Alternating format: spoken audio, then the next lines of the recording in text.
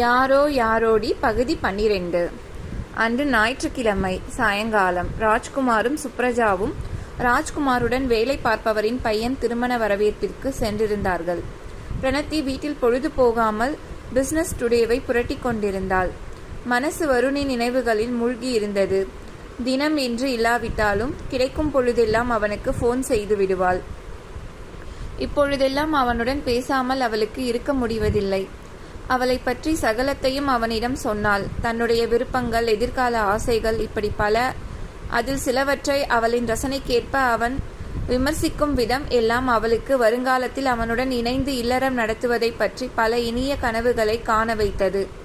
இப்படி அவள் எண்ணங்கள் முழுக்க அவன் நிறைந்திருக்க வாயிலில் காலிங் பெல் ஒலித்தது. உதட்டில் சின்ன சிரிப்புடன் வாயிலின் கதவை திறந்தவளுக்கு அங்கே நின்று கொண்டிருப்பவனை கண்டதும் முகம் சிவந்தது. யாரை நினைத்து கொண்டிருந்தாலோ அவன். எதிர்பாராத இன்ப அதிர்ச்சி. நின்று கொண்டிருந்தவன் வருண். உள்ளே வாங்க என்றபடி கதவை விரித்து திறந்து கொஞ்சம் ஒதுங்கி நின்றாள். கொஞ்சம் நெஞ்சம் தன் வேலையை தொடங்கியது. அம்மாவும் அப்பாவும் ரிசப்ஷனுக்கு போயிருக்காங்க. அவனுடன் கூடவே நடந்தபடி பேசினாள் அவள். என்று குரல் கொடுத்தபடி அருகில் சோஃபாவில் அமர்ந்தான் வருண். அவனின் மௌனம் அவளை சங்கடப்படுத்தியது.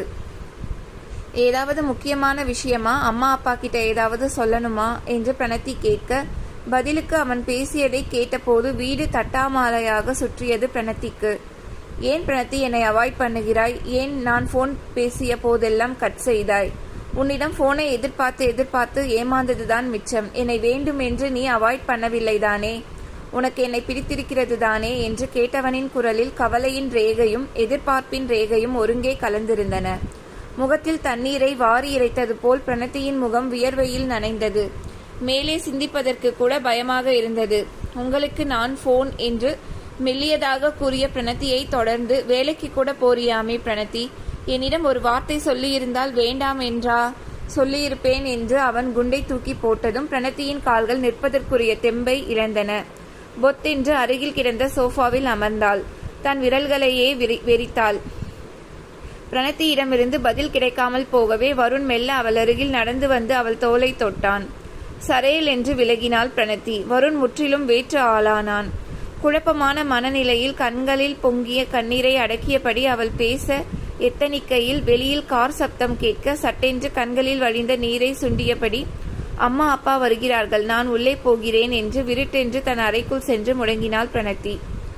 வருணுக்கு புருவம் முடிச்சிட்டது. ஏதோ சரியில்லை என்று உரைத்தது.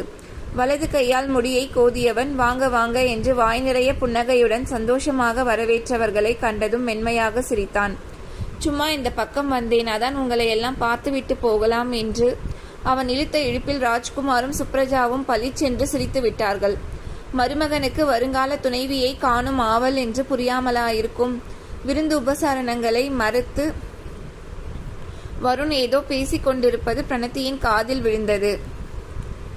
கல்லாயிருந்தால் மனம் கணக்கு போட்டு கொண்டிருந்தது. யாரோ, எப்படிப்பட்டவனோ, எவ்வளவு வயசுக்காரனோ, மிகவும் கீழ்த்தரமானவனாக இருந்தாலொழிய இப்படி அவள் பேசும் பொழுதெல்லாம் கூட பேசி அவளை முட்டாளாக்கி இருக்க மாட்டான். தவறாக எண்ணி ஒரு பெண் பேசுகிறாள் என்றால் உண்மையுள்ள நல்ல புத்தியுடைய நியாயமான அறிவுடைய ஒரு மனிதன் எப்படி ரியாக்ட் பண்ணியிருக்க வேண்டும்? நீங்கள் நினைக்கும் மனிதன் நான் இல்லை, இது தவறான நம்பர், மன்னிக்கவும் என்று நாகரிகமாக சொல்லி இருக்க வேண்டாமா? சொல்லவில்லையே. அப்படியென்றால் அவள் நடத்தையில் மிகவும் மோசமானவனாகத்தானே இருக்க வேண்டும். பெண் என்றால் அலையும் சபல புத்திக்காரனாக இருக்க வேண்டும். ஐயோ ஐயோ என்று உள்ளம் ஹோ என்று கதறியது. கண்களில் நிற்காமல் கண்ணீர் பெருகியது. எவ்வளவு பெரிய அவமானம்! சே என்று மனம் நிதானத்தை இழந்தது. சாதாரணமாகவா உளறினாள்? இல்லையே, வருங்கால கணவன் என்கிற நினைப்பில் என்னவெல்லாம் பேசியிருக்கிறாள். கதறியது நெஞ்சம். முகம் அழுகையில் சிவந்தது. கண்கள் உப்பி தன் அறையிலேயே துவண்டு கிடந்த பிரணத்தியை கண்டு பதறினார் சுப்ரஜா. பிரணத்தி, என்னடா செல்லம், என்ன ஆச்சு? துடித்து கொண்டு வந்த அழுகையை உதட்டு கடித்து நிப்பாட்டிய பிரணத்தி முன்னுரையும் பின்னுரையும் இல்லாமல், அம்மா எனக்கு கல்யாணம் வேண்டாமா என்று திடுக்கிடும் முறையில் மிகவும் தீவிரமாக சொன்னாள். தூக்கி வாரி போட்டது சுப்ரஜாவுக்கு. பிரணா என்று மேலும் ஒரு வார்த்தை கூட பேச முடியாமல் சுப்ரஜா நிற்க எல்லாவற்றையும் கேட்டுக்கொண்டே வந்தார் ராஜ்குமார்.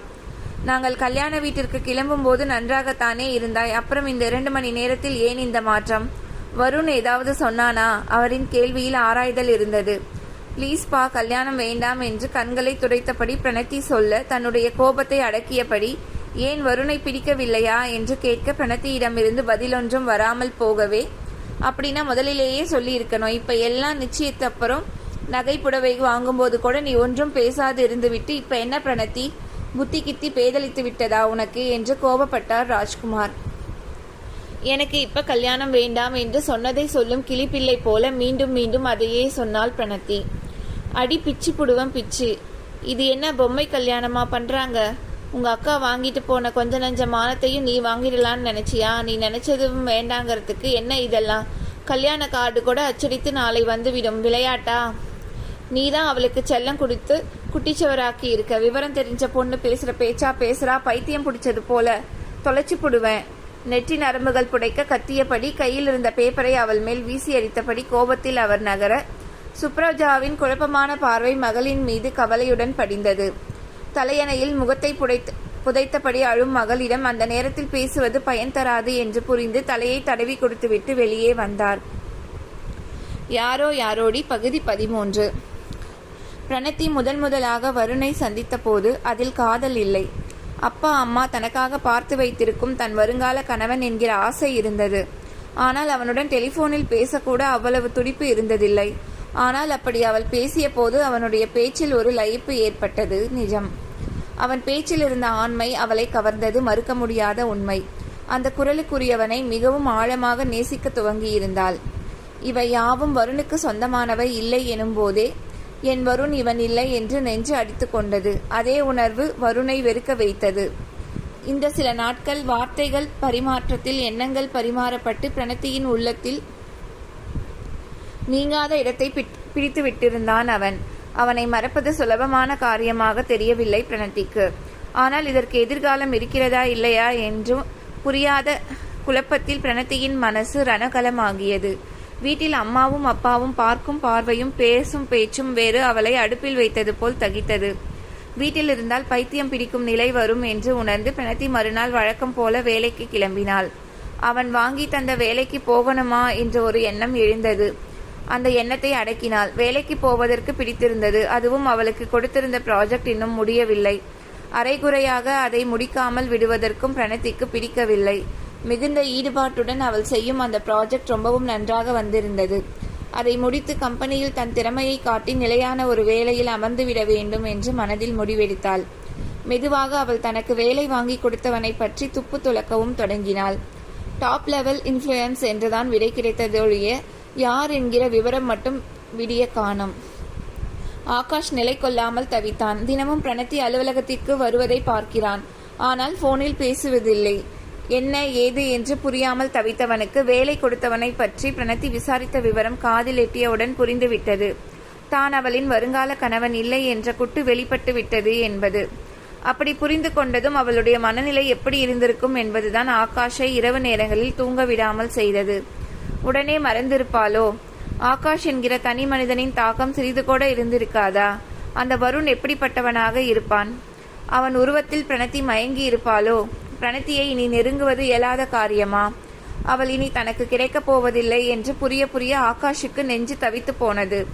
அவனால் முடியாததா? தனி ஒருவனாக இத்தனை சாதனைகளை படைத்து சகல தகுதிகளையும் சேகரித்து வைத்திருக்கும் அவன் தன் வாழ்க்கை துணையை இணைவது முடியாததா? முயற்சி செய்து பார்க்காமல் விடப்போவதில்லை அவன். வழக்கமாக பிரணத்தி அவனிடம் பேசும் அதே சாயங்கால நேரம் 6 மணி. ஆகாஷ் மனதை கொஞ்சம் நிலைப்படுத்தி கொண்டு குறித்து வைத்திருந்த அவளின் நம்பரை டயல் செய்தான். போனை எடுத்தது பிரணத்தி தான். ஹலோ என்ற குரல் ஓசை கேட்டவுடன் பிரணத்தியின் நெஞ்சு கூடு சில்லிட்டு போனது. தொண்டை வறண்டது. உதட்டை ஈரப்படுத்தி கொண்டு, யூ ஸ்கவுண்டரல், எவ்வளவு தைரியம் உனக்கு? எவ்வளவு தைரியம்? பொய்யுரைப்பது கேவலமா இல்லை? சொல், நீ யார் என்று பேசுவதற்குள் பிரணத்திக்கு மூச்சிரைத்தது. குரல் கிரீச்சிட்டது. பிரணத்தி, ஐ எம் சாரி ப்ளீஸ் என்று அவன் பேசத் தொடங்க பிரணத்திக்கு கோபம் பொத்து கொண்டு வந்தது. தான் செய்த காரியத்திற்கு சாரி என்ற ஒரே வார்த்தையில் தப்பிக்க அவன் நினைக்கிறான் என்று புரிந்தவுடன் வானமே இடிந்து தன் தலையில் விழுந்து விட்டது போல் துடித்து போனாள். ஐ ஹேட் யூ, யூ ரோக்.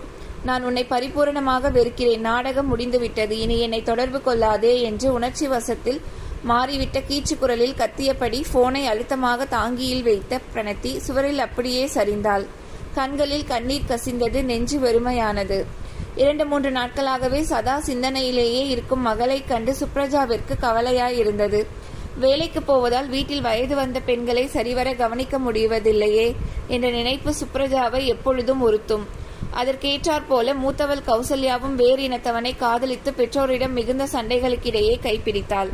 இப்பொழுது பிரணதி கல்யாணம் நிச்சயித்து கல்யாண வேலைகள் எல்லாம் தொடங்க போகும் சமயத்தில் கல்யாணத்தை நிறுத்துங்கள் என்று அலறவும் சுப்ரஜாவிற்கு தாயின் கவனிப்பு பிள்ளைகளுக்கு சரிவர கிடைக்கவில்லையோ என்ற எண்ணம் உறுதியாகிவிட்டது.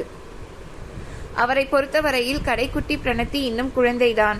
கல்யாணம் நிச்சயமான தினத்திலிருந்து சகுனம் ஒன்றும் சரியாக இல்லாத பொழுதே சுப்ரஜாவுக்கு என்னவோ நடக்கப் போகிறது என்ற உள்ளுணர்வு சொன்னது நடந்தே விட்டது. ஆனால் காரணம் காரியமே இல்லாமல் பிரணதி அழுவதும் சில சமயங்களில் தனக்குத்தானே பேசிக் கொள்வதை பார்த்ததும் பெற்ற மனம் தவித்து போனது. விஷயம் கேட்டால் ப்ளீஸ்மா, ஒன்றும் கேட்காதீங்க என்று தழைத்து போன குரலில் பிரணதியிடமிருந்து பதில் வந்தது. தன்னை மணந்து கொள்ளப் போகிறவன் என்ற நினைப்பில் யாரோ முன்பின் அறியாதவனிடம் டெலிபோனில் தினம் தினம் பேசி மனதை பறிகொடுத்த அவமானம் அவளுள் புதையப்பட வேண்டிய ஒன்று. அம்மாவிடம் சொன்னால் கிறுக்குத்தனம் என்பார். ஆனால் பிரணதி அத்தனையையும் நிஜம் என்றல்லவா எண்ணியிருந்தாள். உள்ளார்ந்த அன்புடன் எதிர்பாராது கொண்ட முதல் காதல் அவளை பாடாய்படுத்தியது. அந்த முகமறியாத மனிதனை அந்த பேதை மனம் இன்னும் நேசித்தது. வேறு ஒருவருடன் திருமண வாழ்வே தனக்கு வேண்டாம் என்ற முடிவும் ஏற்பட்டது. பிரணதி எப்பொழுதும் போல ஒன்றும் பேசாமல் அலுவலகம் செல்வதில் ராஜ்குமாருக்குத்தான் ரத்தம் கொதித்தது. விட்டு பிடிக்கலாம் என்று பொறுத்திருந்தவர் பிரணதியின் தீவிரத்தில் செய்வதறியாது திகைத்தார். அடித்து உதைத்து சம்மதிக்க வைக்கும் விஷயமும் இல்லை. அப்படி ஒரு பழக்கம் இந்த குடும்பத்திலும் இல்லை. மாப்பிள்ளை வீட்டுக்காரர்களிடம் என்ன பதிலை சொல்வது என்று கையை பிசைந்தார் அவர். அது அவரின் கௌரவ விஷயம் அல்லவா? பிரணதி இதற்கும் தனக்கும் சம்பந்தமே இல்லை என்கிறார் போல கல்யாண விஷயம் பேசும் பொழுதெல்லாம் காது கேளாதவள் போல தன் வேலையில் ஆழ்ந்தாள். உன் பொண்ணுக்கு கிறுக்கு பிடித்திருக்கிறது என்று திட்டினார் ராஜ்குமார். சில சமயங்களில் ரொம்பவும் தாங்காமல் அவளை அடிக்கக்கூட அவர் கை பரபரக்கும். ஆனால் சுப்ரஜா பிரணதியின் பக்கம். இத்தனை கெட்ட சகுனங்களையும் மீறி மகளை வருணுக்கு கட்டி கொடுக்க அவள் மனம் ஒப்பவில்லை. நிறைய மன கஷ்டங்கள், கருத்து வேறுபாடுகள், விரோத தங்களுக்கிடையே மாப்பிள்ளை வீட்டுக்காரர்கள் பிரிந்து போயினர். விஷயம் அறிந்து கௌசல்யாவும் போனில் பிரணதியிடம் வருணை கல்யாணம் செய்து கொள், மிகவும் நல்லவன், உன்னை ராணி மாதிரி வைத்துக் கொள்வான் என்று அறிவுரை வழங்க தொடங்கினாள். பிரணதி பதில் பேசாமல் இருப்பதை கண்டதும் என்ன விஷயம், என்ன ஆச்சு, அவனிடம் போனிலாவது பேசினாயா என்று கேட்க பிரணதி பதில் ஒன்றும் பேசாமல் போனை அம்மா கையில் திணித்துவிட்டு கண்களை துருத்திய கண்ணீரை மறைக்க வேகமாக தன்னுடைய அறைக்குள் புகுந்தாள். எல்லாம் இந்த போன் செய்ததால் வந்த வினைதானே. போன் பேசாமல் இருந்திருந்தால் காதல் என்னும் உணர்ச்சியையும் அது படுத்தும் பாட்டையும் உணராமல் நிம்மதியாக இருந்திருப்பாளே. எல்லாம் விதி. விதி விளையாட்டை வெல்ல முடியுமா? யாரோ யாரோடி பகுதி 14. பிரணதிக்கு நிச்சயித்து இருந்த கணவன் தான் இல்லை என்றவுடன் டெலிபோன் பேசுவதையே அவள் நிறுத்திவிட்டதிலிருந்து ஆகாஷுக்கு பிரணதியின் மனநிலை சிறிது புரிந்து போயிற்று. அவள் வருண் என்பவனின் தோற்றத்தில் தன்னை இழந்து இருக்கிறாள் என்று புரிந்த விஷயம் அவனின் நெஞ்சை கசக்கியது. பிரணதியிடமிருந்து வந்த நான் உன்னை வெறுக்கிறேன் என்ற ஒரே வார்த்தையில் அந்த கம்பீரமான ஆண்மகன் உள்ளம் சிதறி போயிற்று. பின்பு அமைதியாக அவன் உட்கார்ந்து பல விஷயங்களை யோசிக்கையில் பிரணதியின் மேல் கோபம் ஏற்பட்டது. எவ்வளவு எளிதாக விலக்கிவிட்டாள். அவனை பல உணர்ச்சிகளுக்கு உட்படுத்திய டெலிபோன் உரையாடல்கள் அவளை சிறிதும் பாதிக்கவில்லை என்ற நினைப்பு அவனை ஆத்திரம் கொள்ள செய்தது. அவர்களுக்குள் உருவான தொடர்பு கடவுளாக செய்த மாயவித்தை என்று அவன் நம்பியிருந்தான். வாழ்க்கையில் நடக்கும் அநேக விஷயங்களை நம்மால் புரிந்து கொள்ள முடிவதில்லை. அதன் காரண காரியங்களும் கண்கட்டு வித்தைதான். பிரணதி கம்ப்யூட்டரில் தான் சேகரித்து வைத்திருந்த டேட்டா முழுவதையும் ஃபீட் பண்ணி கொண்டிருந்தாள். பிரணா, அங்கே பார், அந்த மோனா நம் பாஸ் கையை எவ்வளவு இறுக்கமாக பிடிச்சிட்டு போகுதுன்னு. நான் சொன்னா நம்ப மாட்டேன்னு சொன்னல என்றாள் பாக்யா. நிமிர்ந்து பார்த்தாள் பிரணதி. இவள் பார்க்கும் முன் அவர்கள் வாயிலை கடந்து விட்டார்கள். பொறுப்புமிக்க பதவியில் இருப்பவன் இப்படி ஒரு பெண்ணுடன் பொதுவில் சுத்தலாமா? கேள்வி எழும்பியது பிரணதிக்கு. என்னதான் கல்யாணம் செய்து கொள்ள போகும் பெண்ணாக இருந்தாலும் இப்படி ஆபீஸுக்கு கூட்டி வந்து கொட்டம் அடிப்பது அவன் மேல் உள்ள அபிமானத்தை கீழே தாழ்த்தியது. நினைவு அவன் பின்னே சறுக்குவதை உணர்ந்து சூ என்றபடி தன் வேலையில் கவனம் செலுத்தினாள் பிரணதி. மதியம் 3 மணி வரை வேலை நேரம் சரியாக இருந்தது. திடீரென்று ஆபீஸ் பாய் பிரணதியின் முன்னே பிரசன்னமானான். மேடம், பாஸ் உங்களை வர சொன்னாங்க, ரூமில் இருக்கிறார் என்றான். யாரு, என்னையா என்று சந்தேகமாக அவள் கேட்க, மிஸ் பிரணத்தின் தான் சொன்னாங்க என்றான் அவன். பிரணத்திக்கு உள்ளே படபடப்பாக இருந்தது. இவ்வளவு பெரிய நிறுவனத்தின் எம்டியிடம் போய் தனியாக என்ன பேச என்று யோசனையாக இருந்தது. அணிந்திருந்த மஞ்சள் நிற பூக்கள் வேலைப்பாடுடைய மெரூன் நிற சுடிதாரை சரியாக இழுத்து விட்டபடி நடந்த பிரணத்தி சடக்கென்று பிரேக் போட்டால் போல் நின்றாள். நெற்றியில் அழுத்தி தேய்த்து விட்டு கொண்டாள். புரிந்துவிட்டது, என்ன விஷயமாக எம்டி கூப்பிட்டு அனுப்பியிருப்பார் என்று தெளிவாகிவிட்டது. அவன் வாங்கி தந்த வேலை அவனே இல்லாமல் போனதன் பிறகு அவன் சிபாரிசில் வந்த வேலையும் இல்லாமல் தானே போகும். வேலை நிலைக்கும் என்று நினைத்தது என் மடத்தனம். இந்த விஷயத்தை குருமூர்த்தி மூலமாகவே செயல்படுத்தி இருக்கலாமே என்ற கேள்வியும் தோன்றியது. எம்டியை பார்க்காமலேயே வேலைக்கு பாய் சொல்லி வீட்டுக்கு கிளம்பிவிட வேண்டியதுதான் என்ற நினைப்பை ஒதுக்கிவிட்டு அவன் வார்த்தைக்கு மதிப்பு கொடுத்து லிஃப்ட் ஏறி பிரணத்தி அவனுடைய தளத்திற்கு வந்தாள். அவனுடைய செக்ரட்டரியின் அனுமதியுடன் அவன் அறைக்குள் நுழைந்தாள். கம்ப்யூட்டரில் எதையோ தட்டி கொண்டிருந்தவன் காலடி சத்தம் கேட்டதும் நிமிர்ந்தான். பிரணத்தி. அவனுடைய கூர்மையான விழிகள் அவளை துல்லியமாக துளைத்தன. பிரணத்தி வெலவெலத்து போனாள். சத்தியமாக அந்த கண்கள் அவளிடம் ஏதோ கேள்வி கேட்டன. அதை கடுமையாக வேறு கேட்டன. அவள் நெஞ்சு காரணமறியா வேகத்துடன் தடதடத்தது. அதற்குள் அவன் முகபாவனை மாறியது. வெல், பி சீட்டட் என்று ஆங்கிலத்தில் பிரணத்தியை உட்கார பணிந்தான். நன்றி சொல்லியபடி அமர்ந்தாள். இதுதான் உங்கள் முதல் வேலை இல்லையா? ஆமாம். ப்ராஜெக்ட் அசிஸ்டண்டாக நீங்கள் ரொம்பவும் இன்னோவேட்டிவாக நிறைய ஐடியா கொடுத்திருப்பதாக எனக்கு தகவல் வந்திருக்கிறது. இந்த மாதிரி இளைஞர்கள் புதுமையாக சிந்திப்பவர்கள்தான் என் ஆர்கனைசேஷன் வளர்ச்சிக்கு துணை. அவன் பேசுகையில் அவனின் பார்வை அங்குலம் அங்குலமாக அவளை துளைத்தது. ஏன் என்றே பிரணத்திக்கு புரியவில்லை. அவளுக்கு முள்மேல் அமர்ந்திருப்பது போன்ற வேதனையை கொடுத்தது. அவளால் அவனை நேருக்கு நேர் கூட பார்க்க முடியவில்லை. அவன் கண்களின் தீவிரம் அவளை தலைக்குப்புற கவிழ்த்தது போன்ற வேதனை. அது அவளை என்னவோ செய்தது. அதனால் இப்பொழுது ஒரு விளம்பர கம்பெனி தங்கள் விளம்பரங்களை கம்ப்யூட்டர் கிராஃபிக்ஸில் கேட்கிறார்கள்.